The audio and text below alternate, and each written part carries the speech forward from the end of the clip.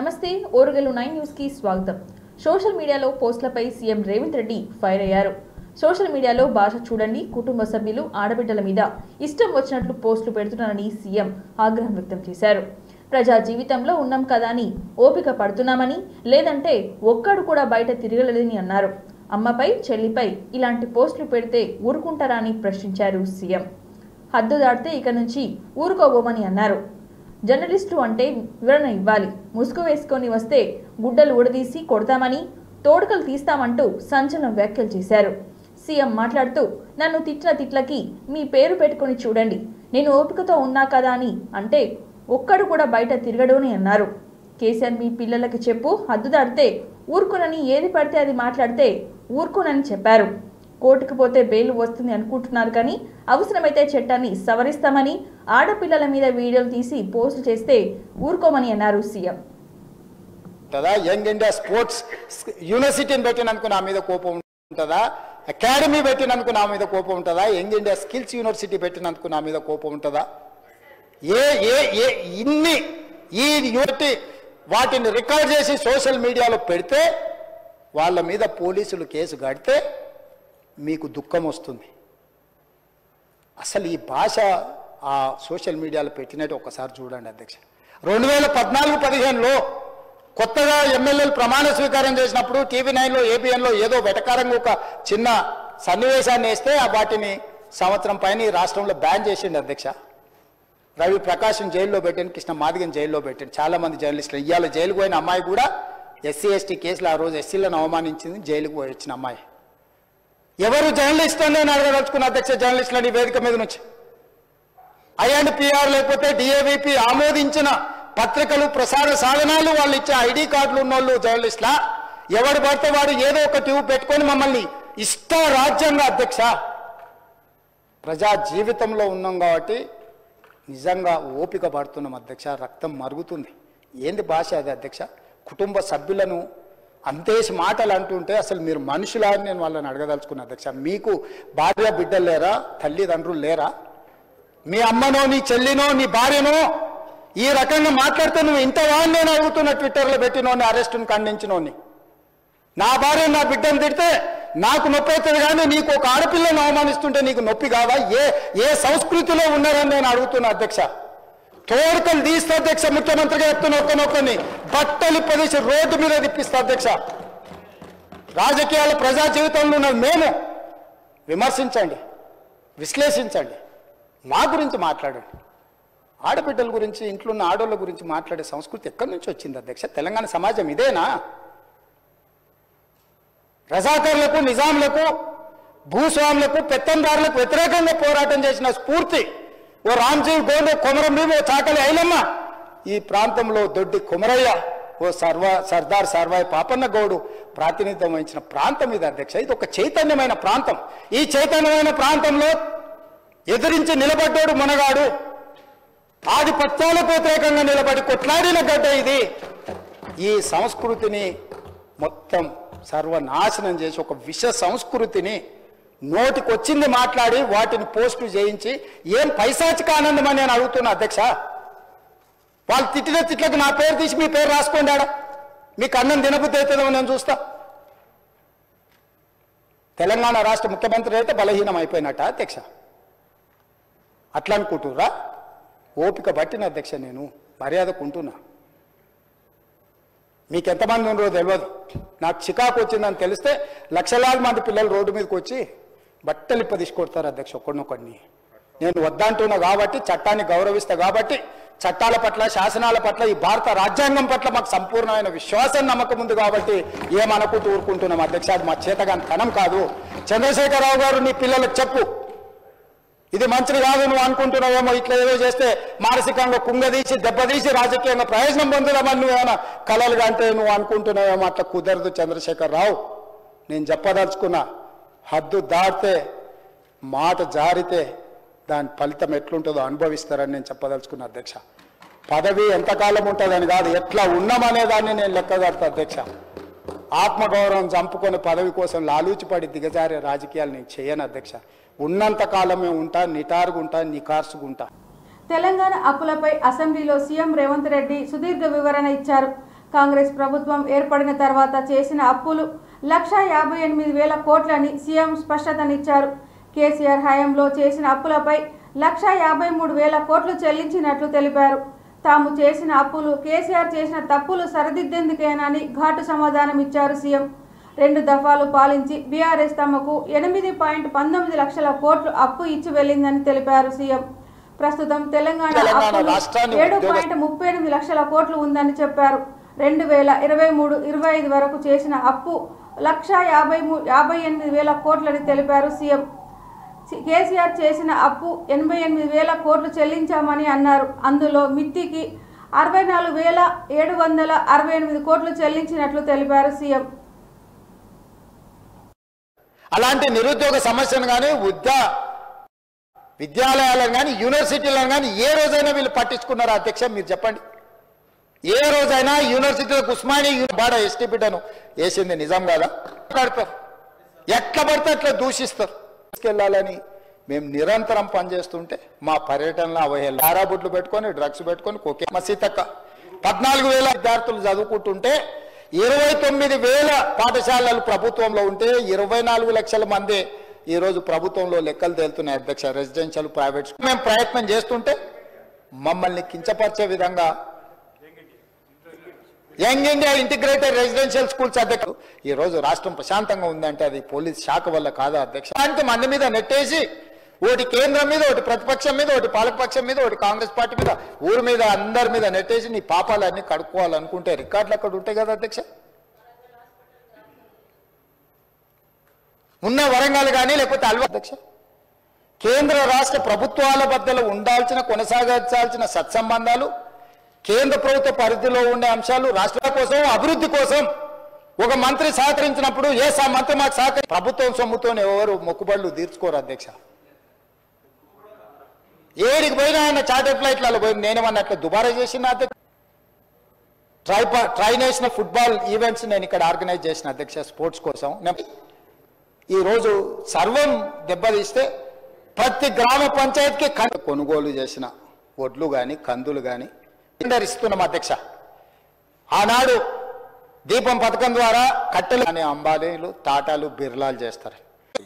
అదేవిధంగా అధ్యక్ష యువత తెలంగాణ బాపూజీ పేరు పెట్టుకోలేదా? మహిళా రాణించిన కార్పొరేట్ కంపెనీలకు సంబంధించిన గొప్ప గొప్ప వ్యక్తుల్ని పిలిచి కూర్చోబెట్టి ఈ ఐటీఐలను సాంకేతికంగా రోబోట్తో సహా ప్రతి ఆరాబుట్లు పెట్టుకొని డ్రగ్స్ అధ్యక్ష. అదే విధంగా వాళ్ళు ముసలోళ్ళు అయిపోయారు అధ్యక్ష. గవర్నర్ ప్రసంగానికి దశ దిశ లేదని బీఆర్ఎస్ ఎమ్మెల్యే పల్లా రాజేశ్వరరెడ్డి విమర్శించారు. శాసనసభలో ఆయన మాట్లాడారు.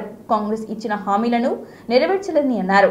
కేవలం 10% హామీలను మాత్రమే అమలు చేస్తుందని విమర్శించారు. కాంగ్రెస్ ప్రభుత్వం అహంకార పూరితంగా వ్యవహరిస్తుందని మండిపడ్డారు. రాష్ట్రంలో జర్నలిస్టులపై కూడా కేసులు పెట్టారని ఆరోపించారు. కాంగ్రెస్ పాలనతో తెలంగాణ అస్తిత్వంపై దాడి జరుగుతుందని పేర్కొన్నారు. పల్లా వ్యాఖ్యలపై డిప్యూటీ సీఎం బట్టి విక్రమార్క స్పందిస్తూ ఆయన వాస్తవాలు తెలుసుకొని మాట్లాడాలని అన్నారు. 100 ఏళ్ల చరిత్ర ఉన్న ఉస్మానియా యూనివర్సిటీ తొలిసారి దళిత వీసీని నియమించినట్లు వివరించారు. విద్యా సంస్థలు నడుపుతున్న పల్లా రాజేశ్వరరెడ్డి సలహాలు ఇస్తారని ఆశించామని అన్నారు. విద్యాశాఖపై సమీక్షించడానికి సీఎంకు సమయం లేదని అనడం సరికాదని పేర్కొన్నారు. మహిళలు వర్సిటీని మీరు ఎప్పుడైనా వెళ్లి చూశారని ప్రశ్నించారు. డిప్యూటీ మొత్తం స్కూల్ ఎడ్యుకేషన్ కానీ, హైయర్ ఎడ్యుకేషన్ కానీ, యూనివర్సిటీ ఎడ్యుకేషన్ కానీ మొత్తాన్ని పండబెట్టింది అధ్యక్ష. అంతేకాదు ఆర్థిక శాఖ మంత్రులు ఒక మాట చెప్పిండ్రు. ఆర్థిక శాఖ మంత్రి గారు ఇక్కడే ఎల్ఓపిగా ఉన్నప్పుడు మొత్తం కూడా ఇలా ఈ యూనివర్సిటీ విద్యార్థులకు 3,000 రూపాయలు ఇస్తున్నారు, 1,500 రూపాయలు ఇస్తున్నారు. వాళ్ళకు కూడా 3,000 ఇచ్చే పరిస్థితుల్లో మీ ప్రభుత్వం లేదా? వాళ్ళందరినీ కూడా వ్యయంగా ఎందుకు ఎక్స్పెండిచర్ గా భావిస్తున్నారు? ఇది మానవ వనరుల మీద పెట్టిన మీరు ఎందుకు ఇవ్వట్లేదని చెప్పేసి అడిగారు. మరి వారే ఇలా ఆర్థిక శాఖ మంత్రి అయినరు, వారు యూనివర్సిటీ నుంచి వచ్చిన వాళ్ళు. ఇంకో మాట కూడా చెప్పింది, ఇలా యూనివర్సిటీలో పేదవాళ్ళు ఉన్నారు, పేదవాళ్ళంత మాత్రాన వాళ్ళకి సబ్జెక్ట్ లేకుండా కాదు, వాళ్ళు ఇలా చాలా ఇబ్బంది పడుతున్నారు, పెంచుతామని చెప్తే మేము పెంచిన 1,500 నుంచి 1,800 చేసి దాన్ని 3 నెలల నుంచి ₹1 రాలేదు అధ్యక్ష. వీరు వచ్చిన 15 నెలల నుంచి కూడా ఏ యూనివర్సిటీకి కానీ, ఏ ఎడ్యుకేషన్ డిపార్ట్మెంట్ కానీ ఎవరు కూడా ₹1 రాలే, ఒక్క ఇటుక పెట్టలే, ఒక్క రిక్రూట్మెంట్ స్కూల్ ఎడ్యుకేషన్ లో కొన్ని జరిపినారు అధ్యక్ష. అంతే తప్ప కానీ ఎక్కడ చేయలేదు. దయచేసి విద్యాశాఖ మంత్రులుగా ఉన్న ముఖ్యమంత్రిగా నేను విజ్ఞప్తి చేస్తున్నాం, ఇది అందరూ కూడా ఆలోచించి. సార్ నేను అంతెందుకు అధ్యక్ష, ఈ రాష్ట్రంలో ఉన్నటువంటి యూనివర్సిటీస్ పూర్తిగా మీరు గాలికి వదిలేస్తే సామాజిక యాంగిల్లో కూడా ఆలోచన చేసి విద్యాబుద్ధులు నేర్పేటువంటి యూనివర్సిటీస్ అన్నింటిలో అందరికీ సమానమైన సామాజిక న్యాయం కూడా చేయాలన్నటువంటి ఆలోచనతో 12 మంది వైస్ ఛాన్సలర్స్ ని సమాజంలో ఉన్నటువంటి అత్యంత వెనుకబడి ఉన్నటువంటి వర్గాల నుంచి కూడా తీసుకొని ఈరోజు వీసీలు నియమించడమే కాకుండా మనం అందరం గర్వకారణంగా చూసేటువంటి ఉస్మానియా యూనివర్సిటీ లాంటి యూనివర్సిటీకి మొట్టమొదటిసారి ఒక దళిత వీసీలు నియమించి ఈరోజు కమిట్మెంట్ ఏంటో చూపించారు అధ్యక్షుడు. 100 సంవత్సరాల చరిత్రలో ఇంతవరకు ఒక్కసారి కూడా ఈ యూనివర్సిటీకి ఒక దళిత వీసీ రాలేదు అధ్యక్షుడు. This is what our commitment and the Chief Minister's commitment towards the social justice. రాష్ట్రాన్ని వైసీపీ పూర్తిగా విధ్వంసం చేసి వెళ్ళిందని సీఎం చంద్రబాబు మండిపడ్డారు. తాము అభివృద్ధి, సంక్షేమం, సుపరిపాలనతో ముందుకు వెళ్తున్నామని చెప్పారు.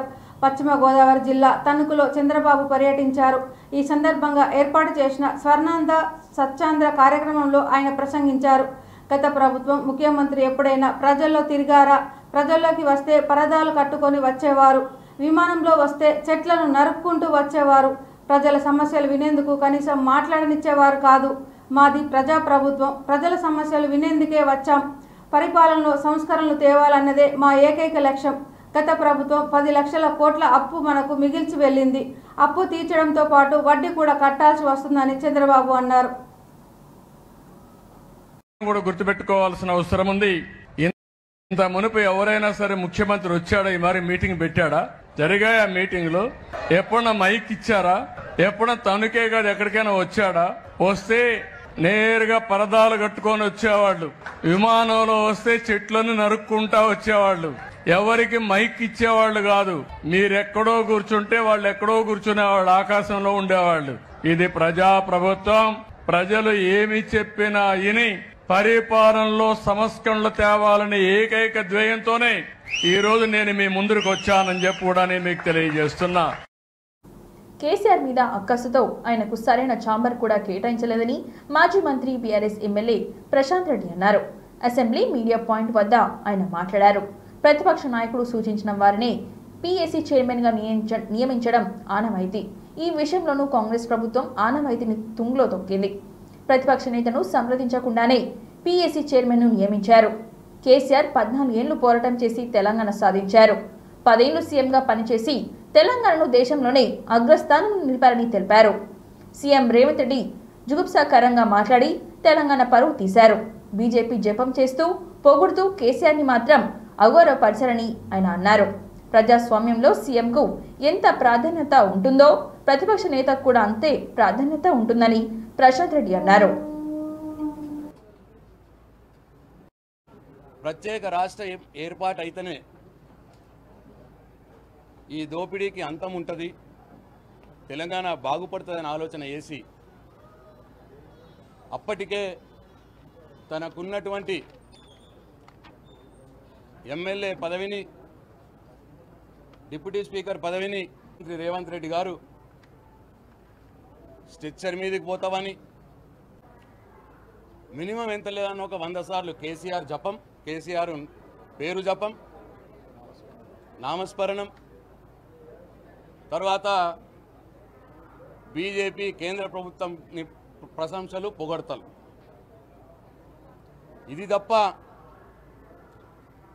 ఎన్నికలప్పుడు 100 రోజుల్లో అమలు చేస్తామన్నటువంటి 6 గ్యారంటీల విషయం కావచ్చు, 420 హామీల విషయం కావచ్చు, ప్రజలకు పనికి వచ్చే ఏ ఒక గుడ్డి వ్యతిరేకత, అక్కసు ఈ ముఖ్యమంత్రి గారికి ఉన్నది. కాబట్టి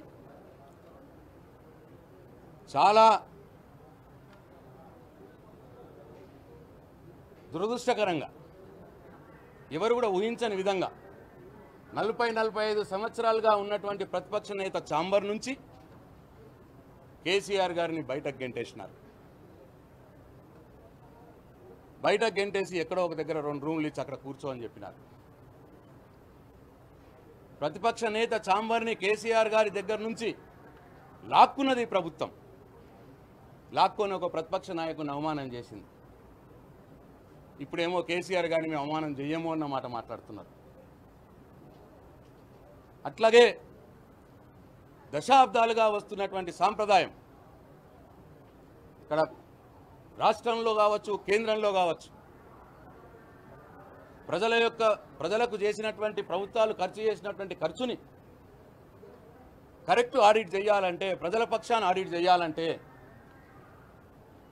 ఈ ఖర్చులను ఆడిట్ చేసే కమిటీ, పబ్లిక్ అకౌంట్స్ కమిటీ, దానికి ప్రతిపక్ష నేత సూచించిన వ్యక్తిని చైర్మన్గా చేస్తే, ప్రతిపక్ష పార్టీకి చెందినటువంటి వ్యక్తిని ప్రతిపక్ష నేత సూచించినటువంటి వ్యక్తిని చైర్మన్గా చేస్తే ప్రజాస్వామ్యం పరిరక్షించబడుతుంది అని చెప్పి అటు పార్లమెంట్లో ఇటు శాసనసభలో ఎవరు ముఖ్యమంత్రులైనా ఎవరు ప్రధానమంత్రులైనా ప్రతిపక్ష నాయకుడిని అడిగి ప్రతిపక్ష నాయకుడు ఎవరి పేరు సూచిస్తే వారినే పిఏసీ చైర్మన్గా ఎన్నుకుంటా వస్తూ ఉన్నారు దశాబ్దాలుగా. మీరు ఏ కేసీఆర్ గారికి గౌరవం ఇస్తామో అని మాట మాట్లాడినారో శాసనసభలో, ఇదే శాసనసభలో ప్రతిపక్ష నాయకుడిని సంప్రదించకుండా ప్రతిపక్ష నాయకుడు ఇస్తామనంటారు. ఇదేనా ప్రతిపక్ష నాయకుడిని గౌరవించే పద్ధతి? అబద్ధాలు ఆడారట ముఖ్యమంత్రి గారు ఇవాళ అసెంబ్లీలో చెప్పినారు. 100 రోజుల్లోనే అమలు చేస్తా అన్నాడు. పశ్చిమ గోదావరి జిల్లా తణుకులో ముఖ్యమంత్రి చంద్రబాబు నాయుడు పర్యటించారు. స్థానిక ఎన్టీఆర్ పార్క్ వద్ద పారిశుద్ధ్య కార్మికులతో ముఖాముఖిలో పాల్గొన్నారు. తణుకు కూరగాయల హోల్సేల్ మార్కెట్ను పరిశీలించారు. కూరగాయల వ్యర్థాల నుంచి ఎరువులను తయారీ అవగాహన కార్యక్రమాన్ని నిర్వహించారు. అంతకుముందు స్థానిక పాలిటెక్నిక్ కళాశాలలో ఏర్పాటు చేసిన హెలీప్యాడ్కు చేరుకున్న సీఎంకు మంత్రులు, నేతలు, అధికారులు ఘన స్వాగతం పలికారు. వీరిలో జిల్లా ఇన్ఛార్జ్ రాష్ట్ర విద్యుత్ శాఖ మంత్రి గొట్టిపాటి రవికుమార్, రాష్ట్ర జలవనరుల శాఖ మంత్రి నిమ్మల రామానాయుడు, రాష్ట్ర పురపాలక పట్టణాభివృద్ధి శాఖ మంత్రి Narayana, AP Swachhandhra corporation chairman Pattabhiram తదితరులు పాల్గొన్నారు.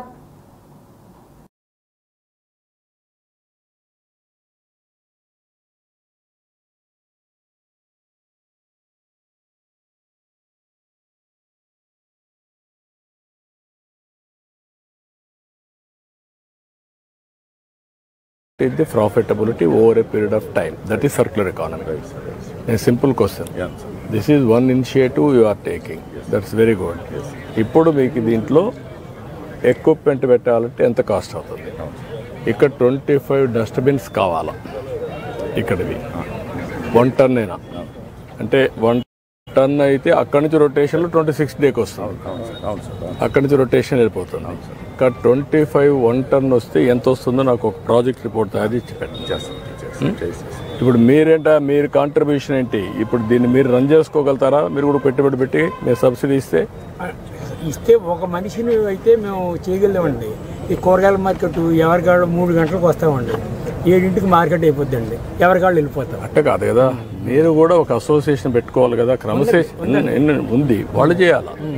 అసోసియేషన్ పెట్టుకొని గవర్నమెంట్ ఇచ్చే సహాయం తీసుకొని మీ మనుషులు పెట్టి మళ్ళా మీకు కొనే ఏర్పాట్లు మేము చేస్తాం.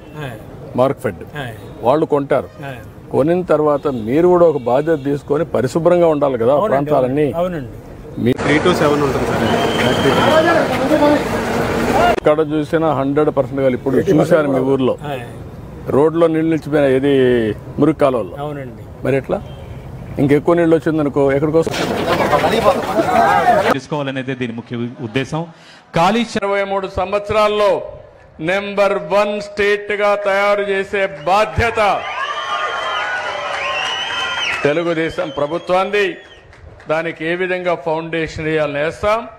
2004లో కానీ మీరందరూ ఓట్లేసి నన్ను గెలిపించుంటే ఈరోజు హైదరాబాద్, ఆంధ్రప్రదేశ్ ఎక్కడుందో మీరే ఒక్కసారి ఆలోచించుకోవాలి. తింటున్నాము. అదేవిధంగా సరైన సమయంలో జాగ్రత్తలు తీసుకోకుండా పోయేదాని వల్ల ఒక్కొక్కరికి నేను ఎప్పుడు చూడలేదు కానీ కొన్ని డిసీజులు అయితే ఇనోకులం మనకి ఒక మెటీరియల్ వేస్తే 2000 రూపాయలు రోజుకు అవుతుంది. అంటే 25,000కు 25 రోజులకు 50,000 అవుతుంది. కూలి కూడా ఒక 15,000 అవుతుంది. రోడ్డు మీద వేసినా మంచిది కాదు. దేనికి వస్తుందంటే క్యాన్సర్ పేషెంట్లంతా పంజాబ్ నుంచి ఢిల్లీకి వస్తారు.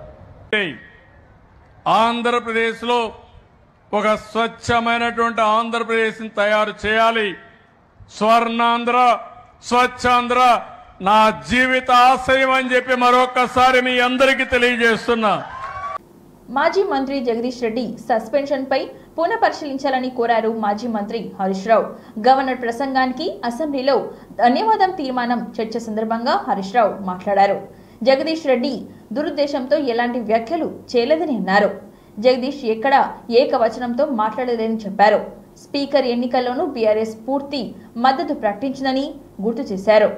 సభా సంప్రదాయాలను పాటించాలని తమ నాయకుడు కేసీఆర్ చెబుతుంటారని అన్నారు. బీఆర్ఎస్ నేతలకు అసెంబ్లీ స్పీకర్ అన్న ఎంతో గౌరవం ఉందని అన్నారు. జగదీష్ రెడ్డి మైక్ ఇచ్చి ఉంటే వివరణ ఇచ్చేవారని అన్నారు. బంగారు తెలంగాణతో దగా చేశారని కాంగ్రెస్ ఎమ్మెల్యే రామచంద్ర నాయక్ ధ్వజమెత్తారు. ప్రశ్నించే వాళ్లను 10 ఏళ్ల పాటు తొక్కిపెట్టారని అన్నారు. 10 ఏళ్లు మీ పాలన మీ నమ్మక ద్రోహానికి చిరునామా అని అన్నారు.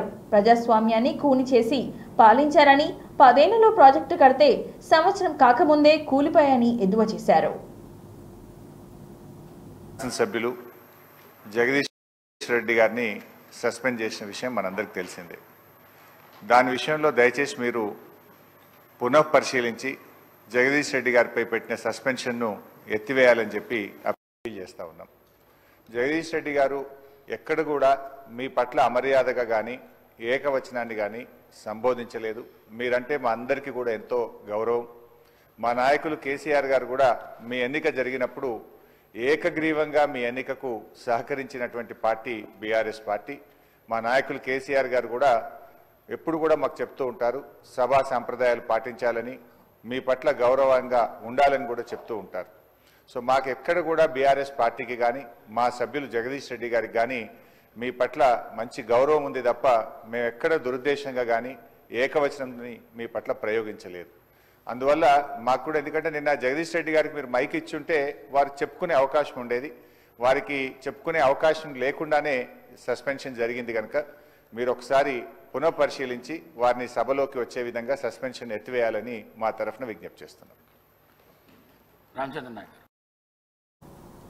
తెలంగాణలో, రాష్ట్రంలో కానీ వరంగల్ జిల్లాలో కానీ మీరు చేసింది ఏమీ లేదు. ఉద్యమాలతో ప్రజలను మోసం చేసిన మీరు ఈరోజు నాయని రాజేందర్ రెడ్డిని కానీ కాంగ్రెస్ పార్టీని కానీ విమర్శిస్తే సహించేది లేదని జిల్లా media communication chairman Kethiti Deepak Reddy అన్నారు. హన్మకొండ 59వ డివిజన్ పార్టీ కార్యాలయంలో ఏర్పాటు చేసిన పత్రికా విలేకరుల సమావేశంలో మాట్లాడుతూ ఎమ్మెల్యే నాయని రాజేందర్ రెడ్డిపై మాజీ ఎమ్మెల్యే నన్నపనేని నరేందర్ చేసిన తీవ్ర వ్యాఖ్యలను ఖండిస్తున్నాం. వారు చెబుతున్నారు ఎమ్మెల్యే నాయని వారికి ఎక్స్పీరియన్స్ లేదు అని. మీరు మర్చిపోతున్నారు. గత 35 సంవత్సరాల నుండి ప్రజాక్షేత్రంలో ఉన్నారని అన్నారు. చేసిన అనుచిత వ్యాఖ్యలను తీవ్రంగా ఖండిస్తున్నాం. నన్నపనేని నరేందర్ గారు నాయని గారికి ఎక్స్పీరియన్స్ లేదని అంటున్నారు. వాళ్ళకి 30 సంవత్సరాల నుంచి ప్రజాక్షేత్రంలో ఎక్స్పీరియన్స్ ఉంది.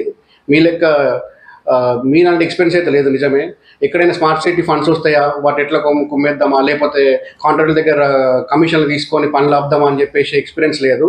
అట్లాంటి ఎక్స్పీరియన్స్ వద్దనుకొని ప్రజలు మిమ్మల్ని ఓడగొట్టి మాకు ఓటేసి గెలిపించిండ్రు.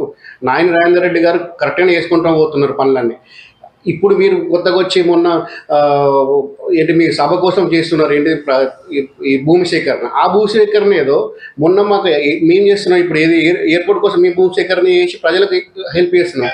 అదే భూమి సేకరణ కనుక మీరు కనుక